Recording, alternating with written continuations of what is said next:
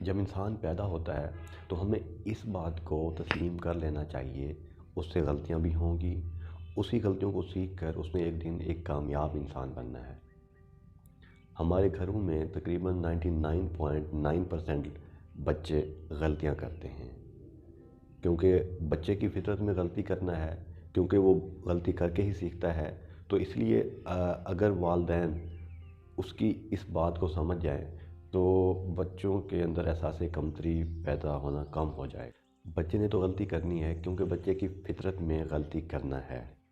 جب ہم اس کو بار بار شرمندہ کرتے جائیں گے اور یہی بولتے رہیں گے تم تو کچھ کر نہیں سکتے، تم نکمے ہو، پاگل ہو، تم سے کوئی کام ڈھنگ کا ہوتا ہی نہیں ہے، یہ الفاظ اس کی زندگی پہ اثر کرنا شروع کر دیتے ہیں، اور جب وہ شرمندہ ہوتا ہے ہر بار تو اس کو لگتا ہے کہ وہ کوئی کام نہیں کر سکتا، اس کو لگتا ہے وہ ایک نکما انسان ہے،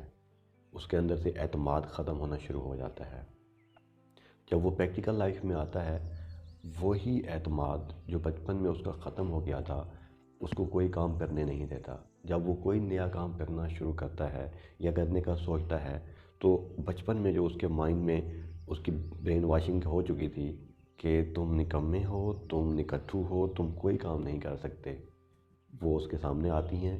اور اس کو لگتا ہے وہ یہ نہیں کر سکے گا، اس سے کوئی غلطی ہو جائے گی۔ کوشش کریں بچوں کو صحیح طریقے سے اور پیار سے سمجھانے کی کوشش کریں، یہ چیز درست ہے اور یہ غلط ہے۔ اگر ہم بچے کو شرمندہ کرتے رہیں گے تو اس کا وہ اعتماد ختم ہو جائے گا اور زندگی بھر وہ اعتماد پھر کبھی واپس نہیں آ سکتا۔